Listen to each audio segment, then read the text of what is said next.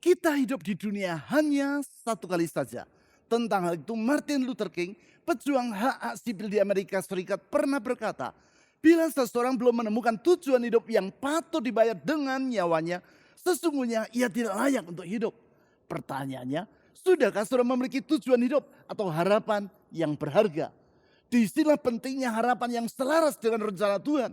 Yaitu agar hidup saudara bukan seperti mobil yang roda-rodanya tidak selaras satu sama lain. Mobil yang seperti itu akan keluar dari jalur dan terjebur ke dalam jurang. Selaraskanlah harapan saudara dengan rencana Tuhan. Dan hidup saudara tidak akan sia-sia, namun menjadi penuh makna.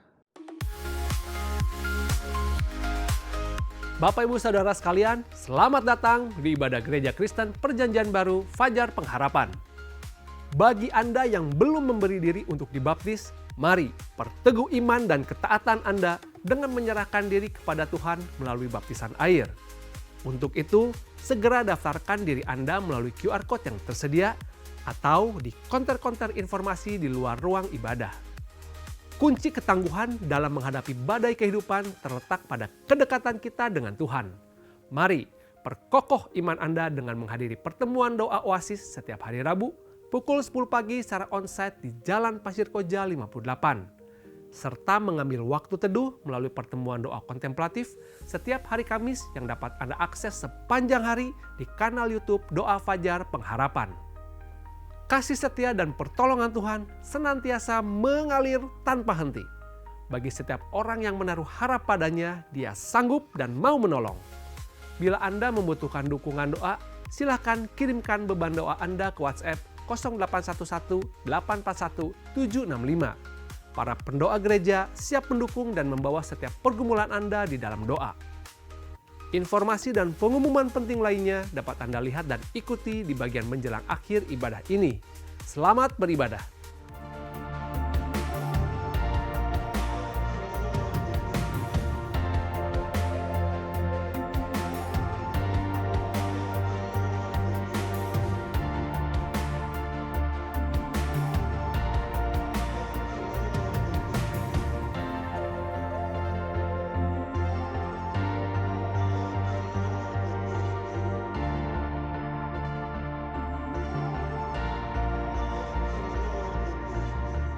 Acap kali saya berkata bahwa kita hidup di dunia hanya satu kali saja. Bukan dua kali, apalagi berkali-kali. Oleh karena itu, seyogyanya kehidupan yang hanya berlangsung satu kali ini kita jalani dengan sedemikian rupa. Supaya di penghujung kehidupan nanti kita tidak menyesal karena telah mengisinya dengan kesia-siaan. Sebaliknya dari menyesal, justru di saat itu kita dapat bersyukur kepada Tuhan. Karena oleh pertolongannya kita telah mengisi kesempatan yang Ia berikan secara maksimal. Agar hal itu terwujud, maka salah satu yang sangat penting adalah memiliki tujuan hidup yang mulia. Itulah yang dikemukakan oleh Martin Luther King Jr., salah seorang pejuang persamaan hak-hak sipil orang kulit hitam di Amerika Serikat. Dalam kalimat, if a man has not discovered something that he will die for, he isn't fit to live. Kalimat yang bila saya terjemahkan secara bebas artinya adalah, bila seseorang belum menemukan tujuan hidup yang patut dibayar dengan nyawanya, sesungguhnya ia tidak layak untuk hidup. Martin Luther King yang adalah seorang pendeta dari Alabama ini mengemukakan hal tersebut antara lain dalam pidatonya di Western Michigan University pada bulan Desember tahun 1963, yaitu di saat ia masih berusia 34 tahun. Di masa itu, orang-orang kulit hitam di Amerika Serikat diperlakukan secara sangat tidak adil dan dianggap sebagai masyarakat kelas 2. Sebagai contoh, apabila mereka naik bus umum, mereka harus duduk di bagian belakang. Apabila tempat duduk di bagian belakang itu telah penuh dan kursi di bagian depan dalam keadaan kosong, mereka tetap tidak boleh duduk di depan karena wilayah itu diperuntukkan khusus untuk orang-orang kulit putih. Sebaliknya, bila tempat duduk di bagian depan dan belakang penuh dan ada orang kulit putih masuk ke dalam bis itu, maka orang kulit hitam harus berdiri dan memberikan tempat duduknya kepada si orang kulit putih tadi. Di dalam diskriminasi rasial ini, anak-anak orang kulit hitam tidak boleh bersekolah bersama dengan anak-anak orang kulit putih. Kamar kecil di tempat umum juga dibedakan, yaitu kamar kecil khusus untuk orang kulit putih dan kamar kecil khusus untuk orang kulit hitam. Demikian juga halnya dengan kolam renang umum dan berbagai fasilitas umum lainnya. Semua itu dibedakan berdasarkan warna kulit.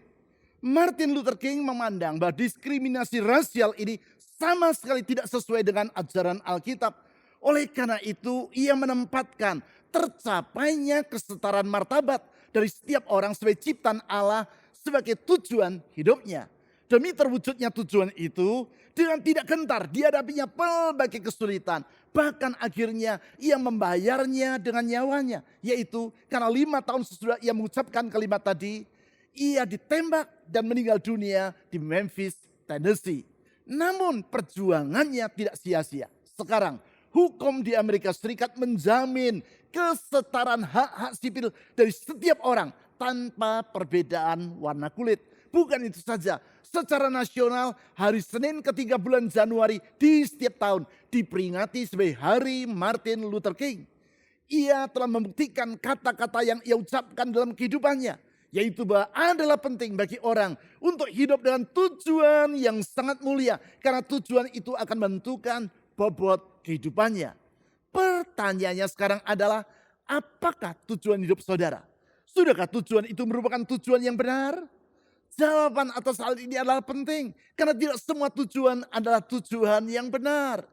Disinilah pentingnya untuk memiliki tujuan atau harapan yang selaras dengan rencana Tuhan. Sebab rencana Tuhan bagi setiap kita selalu bersifat mulia. Sama seperti semua orang tua yang bijaksana akan selalu memiliki rencana yang indah bagi anak-anaknya. Demikian pula dengan Tuhan. Sehingga hidup dengan tujuan atau harapan yang selaras dengan rencana Tuhan merupakan tujuan yang tepat dan mulia. Sebaliknya, bila orang hidup dengan tujuan, cita-cita atau harapan yang tidak selaras dengan tujuan Tuhan, sesungguhnya ia bagaikan sebuah mobil yang roda-rodanya tidak selaras satu sama lain. Dalam bahasa sehari-hari diistilahkan bahwa mobil itu rodanya perlu dispuring. Saudara dapat melihat kata spuring ini pada papan nama toko yang menjual ban mobil ataupun papan nama bengkel mobil. Kata spuring berasal dari bahasa Belanda yang artinya adalah selaras. Seperti dua batang rel kereta api atau spoor yang dalam keadaan sejajar atau yang dalam bahasa Inggris yaitu align.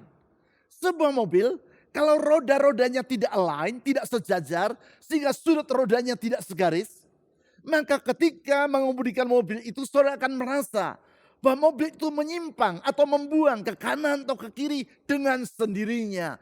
Sebagai akibat saudara harus mempertahankan roda kemudi agar mobil tadi dapat berjalan dengan lurus. Begitu saudara melepas tangan dari roda kemudi, mobil tadi akan keluar dari jalur, menyeleweng ke kanan atau ke kiri sehingga dapat terjadi kecelakaan lalu lintas. Begitulah orang yang hidup dengan tujuan, cita-cita atau harapan yang tidak selaras dengan rencana Tuhan. Hidup orang itu akan keluar dari jalur yang seharusnya dan terperosok ke dalam jurang keruntuhan. Suatu keadaan yang tentunya tidak seorang pun di antara kita yang mengharapkannya.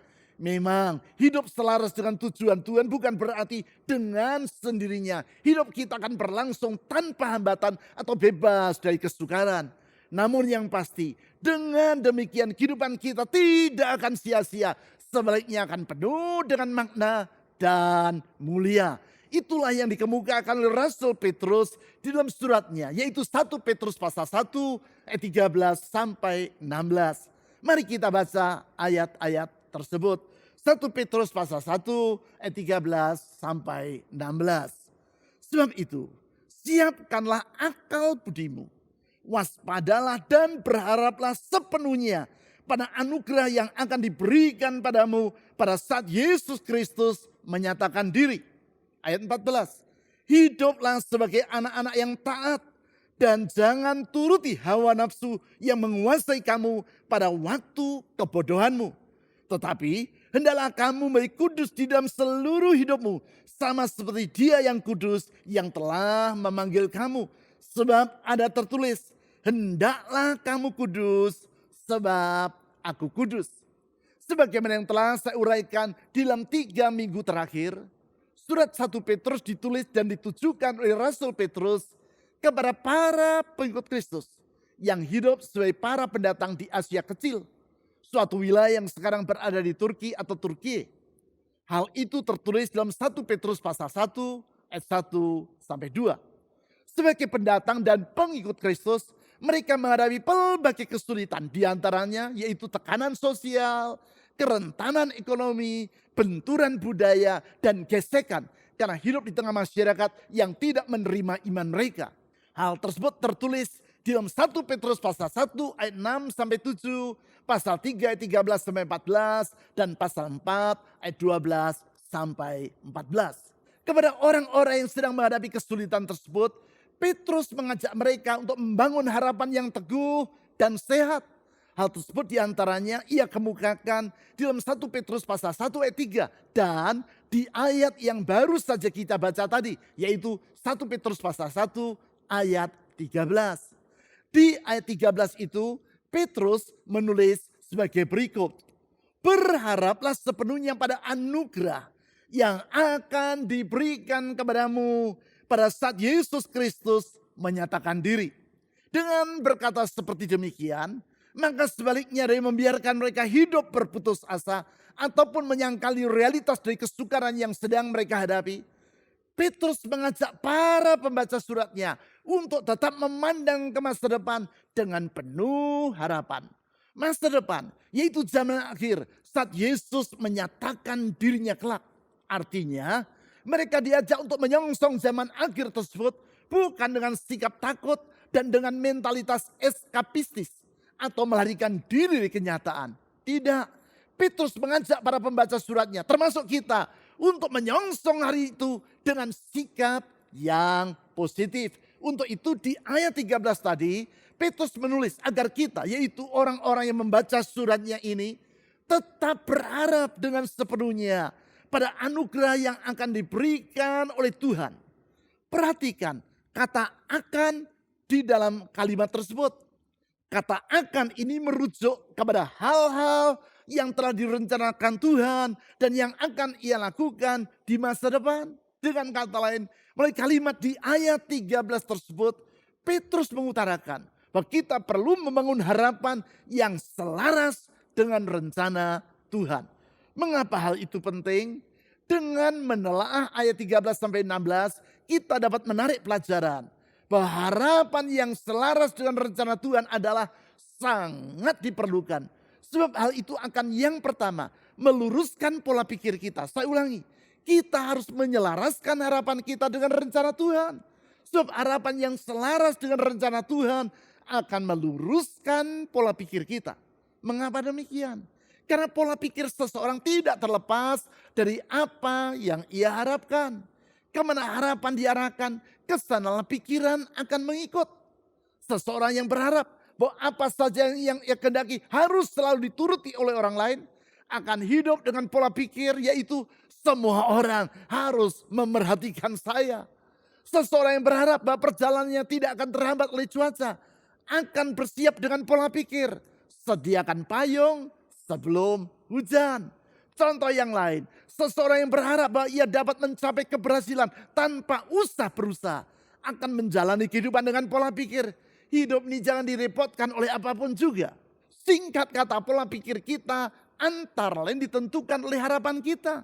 Itu sebabnya di ayat 13 tadi, Petrus menulis, siapkanlah akal budimu, waspadalah dan berharaplah sepenuhnya pada anugerah yang akan diberikan kepadamu pada saat Yesus Kristus menyatakan diri. Artinya ia berkata, karena harapanmu adalah pada rencana Allah dalam Kristus, maka sekarang siapkan dan luruskan pola pikirmu agar sesuai dengan harapan itu. Dengan kata lain, harapan yang selaras dengan rencana Tuhan adalah fondasinya. Sedangkan pola pikir yang diluruskan sehingga sesuai dengan kehendak Tuhan adalah buahnya. Pola seperti ini sangat penting dalam pelayanan konseling. Sebagai contoh, yaitu ketika saya harus mengonseling sepasang suami istri karena sang suami telah kabur meninggalkan rumah oleh sebab ia bertengkar dengan istrinya.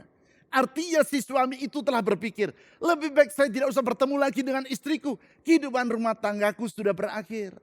Untuk menolong rumah tangga tersebut, apa yang harus saya lakukan? Salah satu hal utama yang perlu saya kerjakan adalah membangun harapan yang sehat dalam diri mereka masing-masing. Harapan atau keinginan, yaitu terjadinya pemulihan dalam rumah tangga mereka. Sebab kalau mereka tidak lagi berharap bahwa rumah tangga mereka itu menjadi utuh kembali, tentu saya tidak dapat memaksa mereka untuk rujuk. Hanya kalau suami istri itu telah berharap agar rumah tangga mereka dipulihkan, barulah saya dapat meluruskan pola pikir mereka. Diluruskan agar menjadi selaras dengan harapan tersebut. Misalnya, kalau semula mereka hidup dengan pola pikir yaitu mementingkan diri sendiri, maka sekarang mereka diajak untuk memiliki pola pikir yang baru, yaitu apa yang harus kulakukan untuk membahagiakan pasangan hidupku. Berdasarkan pola pikir yang baru dan yang telah diluruskan tersebut, kemudian mereka diajak untuk membangun lembaran yang baru dalam kehidupan mereka berdua. Ingat, pada gilirannya, pola pikir kita akan menentukan perilaku atau kehidupan kita. Bila harapan kita sehat, sehingga pola pikir kita juga menjadi sehat, barulah kehidupan kita akan menjadi bugar. Oleh karena itu pertanyaan yang perlu saudara renungkan adalah, sudahkah harapanku sesuai dengan tujuan atau rencana Tuhan yang ia paparkan melalui Alkitab? Selanjutnya yang kedua, kita harus menyelaraskan harapan kita dengan rencana Tuhan. Sebab harapan yang selaras dengan rencana Tuhan akan mengarahkan keinginan kita. Saya ulangi, harapan yang selaras dengan rencana Tuhan akan mengarahkan keinginan kita, yaitu menjadi keinginan yang sehat. Harapan yang selaras dengan rencana Tuhan tidak hanya meluruskan pola pikir kita seperti yang telah saya paparkan tadi. Harapan seperti itu juga akan mengarahkan apa yang kita inginkan. Sebab setelah pola pikir diluruskan, maka arah dari keinginan pun akan ikut berubah. Ingat contoh tentang pasangan suami istri yang saya konseling tadi.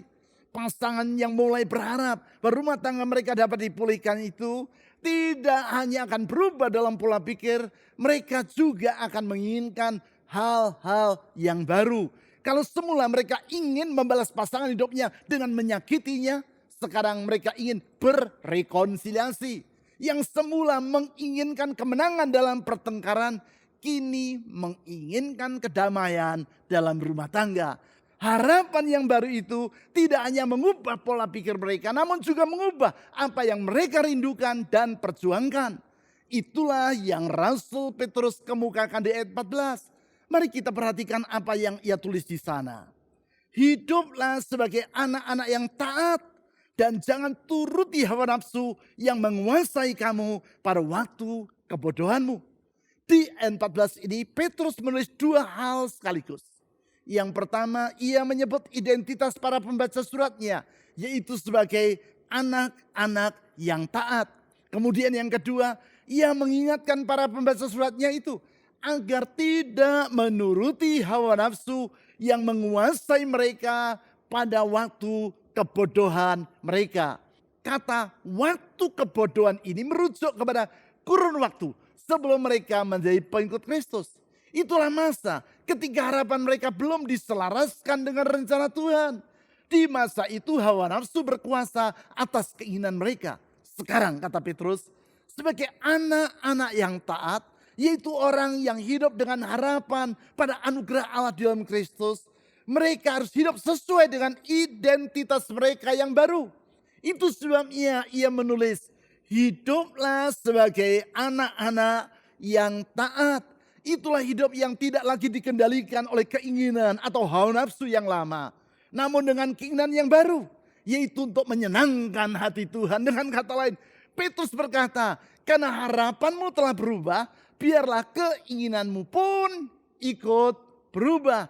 Semakin teguh dan mulia harapan tersebut, maka keinginan itu juga harus semakin kuat. Sehingga patut disebut sebagai tekad yang bulat. Sebab tanpa keinginan yang kuat atau tekad yang bulat, harapan yang setinggi apapun tidak akan pernah menjadi kenyataan. Ia hanya akan menjadi impian kosong di siang hari bolong. Memang harapan yang mulia atau sehat adalah penting. Itu sebabnya di masa awal berdirinya Republik Indonesia, Bung Karno, presiden kita yang pertama, dengan suara yang menggelegar sering berkata, "Kantongkanlah cita-citamu setinggi bintang di langit." Dengan berkata seperti itu, ia bermaksud untuk menggelorakan semangat rakyat Indonesia agar tidak lagi hidup dengan mentalitas bangsa yang terjajah. Namun, cita-cita atau harapan yang digantung di langit saja tidaklah cukup. Sebab kalau cita-cita atau harapan itu tidak disertai dengan keinginan yang kuat atau tekad untuk meraihnya, maka sampai kapanpun harapan itu tidak akan pernah menjadi kenyataan. Itulah sebabnya di samping harapan kita harus kita selaraskan dengan rencana Tuhan. Harapan itu juga harus disertai dengan tekad untuk mewujudkannya dalam kehidupan kita sehari-hari. Sekarang yang ketiga, kita harus menyelaraskan harapan kita dengan rencana Tuhan.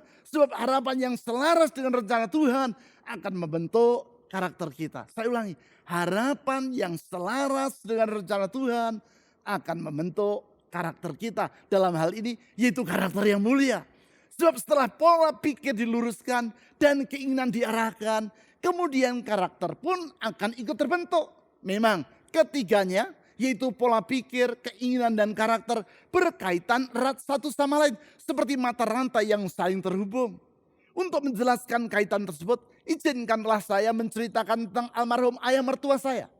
Nama ayah mertua saya adalah Yanuar Pribadi. Saudara yang usianya lebih lanjut daripada saya, kemungkinan besar pernah mendengar nama tersebut. Karena ayah mertua saya itu adalah seorang pemain sepak bola nasional di zaman keemasan PSSI. Yaitu di era tahun 1950-an sampai 1960-an. Sebelum menjadi seorang pemain sepak bola nasional, ia berkuliah di Fakultas Kedokteran Universitas Airlangga, Surabaya. Suatu ketika, ia dihadapkan kepada pilihan. Apakah berharap menjadi seorang dokter atau berharap menjadi seorang atlet sepak bola. Ia harus memilih salah satu. Akhirnya ia memutuskan untuk meninggalkan cita-citanya, yaitu menjadi seorang dokter. Dan mendedikasikan hidupnya untuk menjadi seorang atlet. Dengan kata lain, harapannya untuk menjadi seorang atlet nasional bukan saja mempengaruhi pola pikirnya, namun juga menentukan keinginannya. Dari yang semula ingin menjadi seorang dokter, sekarang ia bertekad untuk mengharumkan nama bangsa melalui dunia olahraga. Tekad tersebut diwujudkannya dengan berlatih secara serius di bawah asuhan pelatih nasional PSSI yang legendaris di masa itu, yaitu Tony Pogacnik yang berasal dari Kroasia. Latihan yang keras itu membentuk karakternya. Sehingga selepas sebagai atlet sepak bola PSSI, ayah mertua saya pun diangkat menjadi pelatih nasional PSSI maupun pelatih sepak bola Akabri di Magelang. Perjalanan karirnya dalam dunia olahraga ini tidak terlepas dari karakternya sebagai seorang atlet yang gigih. Dari kisah kehidupan ayah mertua saya ini kita dapat melihat bahwa harapan yang jelas dapat membentuk keinginan yang kuat. Keinginan yang kuat dan yang diwujudkan melalui latihan yang konsisten. Latihan yang konsisten yang membentuk karakter seorang atlet dalam dirinya. Karakter yang bukan merupakan hadiah yang jatuh dari langit. Karakter yang merupakan buah dari harapan yang dipegang secara teguh dan yang kemudian membentuk pola pikir, mengarahkan keinginan dan akhirnya mewujud di dalam cara hidup sehari-hari. Hal yang sama berlaku dalam kehidupan rohani kita. Harapan yang diselaraskan dengan rencana Tuhan tidak hanya meluruskan pola pikir dan mengarahkan keinginan kita, namun juga akan membentuk karakter kita menjadi mulia dan kudus. Hal tersebut dikemukakan oleh Rasul Petrus di dalam 1 Petrus pasal 1 ayat 15 sampai 16. Mari kita perhatikan ayat-ayat itu. Tetapi hendaklah kamu menjadi kudus di dalam seluruh hidupmu. Sama seperti Dia yang kudus yang telah memanggil kamu. Sebab ada tertulis, hendaklah kamu kudus sebab aku kudus. Di ayat-ayat ini Petrus tidak hanya meminta agar para pembaca suratnya berperilaku baik atau menjauhi perbuatan jahat. Ia memanggil mereka kepada panggilan yang jauh lebih dalam, yaitu menjadi kudus di dalam seluruh hidup mereka. Sehingga sama seperti Allah yang kudus yang telah memanggil mereka menjadi umatnya. Untuk itu di ayat 16 Petrus mengutip firman Allah di dalam Imamat pasal 11 ayat 44, yaitu hendaklah kamu kudus sebab aku kudus. Dengan menulis seperti itu Petrus ingin agar kita memahami bahwa harapan yang diselaraskan dengan rencana Tuhan akan meluruskan pola pikir kita, mengarahkan keinginan kita, dan pada akhirnya membentuk karakter kita menjadi serupa dengan karakter Allah yang kudus. Ketiganya, bukan tiga hal yang terpisah, namun suatu rangkaian yang saling terkait satu sama lain. Rangkaian yang dimulai dari harapan yang sehat, yaitu yang selaras dengan rencana Allah. Oleh karena itu pertanyaan yang paling mendasar bagi saudara dan saya bukan apakah saya sudah cukup baik, bukan. Pertanyaannya adalah di manakah harapan saya yang paling utama dilabuhkan? Kepada Kristus atau kepada hal-hal yang tidak dapat diandalkan dan yang mudah pudar seperti kekayaan, kedudukan atau ketenaran belaka. Tadi kita telah bersama-sama menelah apa yang dikemukakan oleh Rasul Petrus dalam 1 Petrus pasal 1 ayat 13 sampai 16. Di situ Petrus mengajak kita untuk membangun harapan yang selaras dengan rencana Tuhan. Bukan harapan yang digantungkan pada kekayaan, kedudukan atau ketenaran yang mudah pudar. Sebab harapan yang selaras dengan rencana Tuhan akan meluruskan pola pikir kita, mengarahkan keinginan kita, dan membentuk karakter kita menjadi serupa dengan karakter Allah yang kudus. Ketiganya bukanlah tiga hal yang terpisah. Mereka adalah satu untayan yang bergerak secara bersama. Dimulai dari harapan yang benar dan yang ditambatkan kepada Kristus. Oleh karena itu sebagai langkah yang konkret, ada tiga hal yang perlu saudara dan saya lakukan. Pertama, periksalah kemanakah harapan kita yang paling utama diarahkan. Kepada Kristus atau kepada hal-hal yang tidak dapat diandalkan. Kedua, luangkanlah waktu setiap hari untuk membaca firman Tuhan. Sebab di sanalah rencana Tuhan bagi hidup kita dinyatakan dengan jelas. Ketiga, hiduplah dalam komunitas iman yang saling menguatkan. Sebab harapan yang selaras dengan rencana Tuhan tidak dapat kita pertahankan sendirian. Kita membutuhkan saudara-saudara seiman yang berjalan bersama kita di dalam perjalanan ini. Mari sekarang kita berdoa, bersyukur kepada Tuhan Yesus yang memiliki rencana indah bagi kehidupan kita. Rencana yang harus menjadi acuan bagi harapan kita. Kami bersyukur kepadamu ya Tuhan Yesus. Karena rencanamu itu selalu indah. Bahkan kau berkata rancanganmu bukanlah rancangan kecelakaan. Tetapi memberikan kepada kami hari depan yang dapat kami harapkan. Itu sebabnya dengan memandang rancanganmu dan menyelaraskan harapan kami dengan rancanganmu. Kami berdoa, Tuhan, ubahlah pola pikir kami. Luruskan keinginan kami. Ubah harapan-harapan kami menjadi seperti rencanamu. Sehingga pola pikir dan tekad dalam hidup kami pun menjadi tekad yang benar. Dan dengan demikian karaktermu, sifatmu semakin hari semakin terbentuk dalam diri kami. Kami menyerahkan diri ke dalam tangan Tuhan yang membentuk kami seperti seorang tukang priok. Membentuk tanah liat menjadi bejana yang indah dan berharga. Tuhan, bekerjalah dalam hidup kami menurut rancangan dan kehendak-Mu. Dan tangan Tuhan yang membentuk kami adalah tangan Tuhan yang juga melindungi kami. Tangan Tuhan yang memelihara kami. Tangan Tuhan yang menggandeng hidup kami. Tangan Tuhan yang membuka jalan di saat tiada jalan. Tangan Tuhan yang terulurkan untuk menyembuhkan dan melakukan mujizat.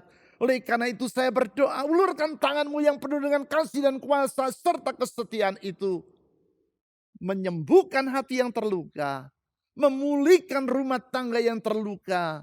Memulihkan hati yang kecewa. Memulihkan harapan depan yang sudah pudar. Karena di dalam Tuhan Yesus selalu ada harapan.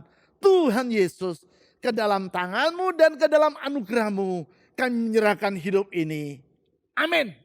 Mengikut Yesus, itulah kesukaan hatiku.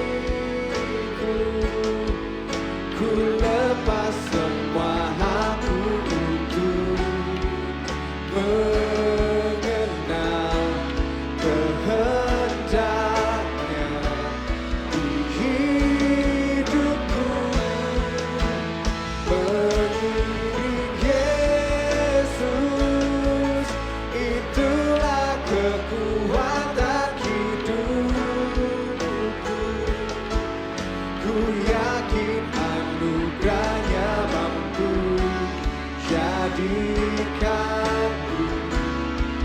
hamba yang berkenan selalu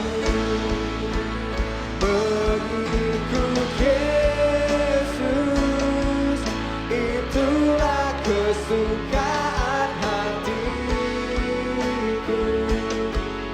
Ku lepas semua aku untuk mengenal kehendak hidupku.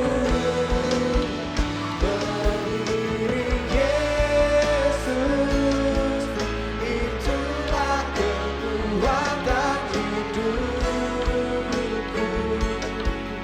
Ku yakin anugerahnya mampu jadikanku hamba yang berkenan selalu. Ku yakin anugerahnya mampu jadikanku hamba yang berkenan selalu.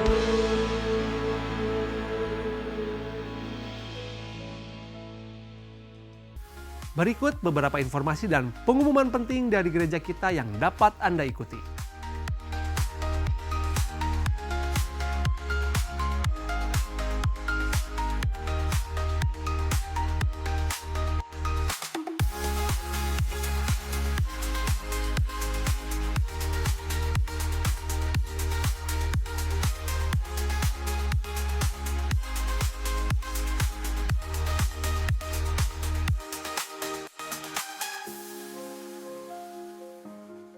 Persembahan dan persepuluhan sebagai ungkapan kasih dan syukur kita kepada Tuhan dapat Anda berikan dengan memasukkannya ke dalam kotak persembahan atau melalui rekening bank atau dengan cara men-scan QR Code dengan menggunakan aplikasi dompet digital.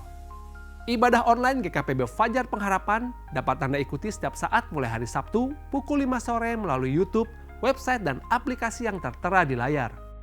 Berbagai informasi penting lainnya dari gereja kita dapat Anda ikuti melalui website www.fajarpengharapan.net atau melalui aplikasi GKPB Fajar Pengharapan serta Instagram GKPB Fajar Pengharapan.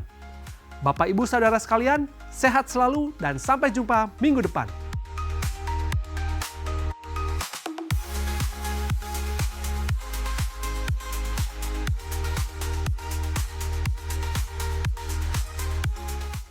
Mari kita berdoa mengakhiri ibadah kita pada saat ini.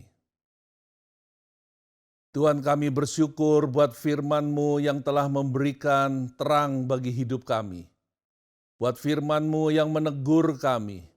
Buat firman-Mu yang menguatkan kami. Buat firman-Mu yang mengajar kami. Tuhan, kami bersyukur karena Engkau panjang sabar atas kami umat-Mu. Sehingga kami terus-menerus Engkau ajar untuk kami hidup benar di hadapan-Mu. Untuk kami berjalan sesuai dengan firman-Mu. Untuk kami hidup sesuai dengan kehendak-Mu. Tuhan, kami mau menyerahkan hidup kami untuk terus melekat kepadamu. Kami mau menyerahkan dan membuka hati kami bagimu ya Tuhan, untuk kami hidup di dalam iman percaya kami kepadamu. Apapun yang kami hadapi, tantangan apapun yang harus kami atasi, kami tetap percaya bahwa Engkau Tuhan menyertai kami, bahwa Engkau Tuhan bersama dengan kami, dan firman-Mu ya dan amin bagi setiap kami. Karena itu Tuhan, kami bersyukur dan kami memohonkan berkat-Mu sekarang. Tuhan, turunkan atas semua umat-Mu. Biar berkat-Mu melimpah turun memenuhi kehidupan umat-Mu ya Tuhan. Sehingga mereka diberkati oleh Tuhan.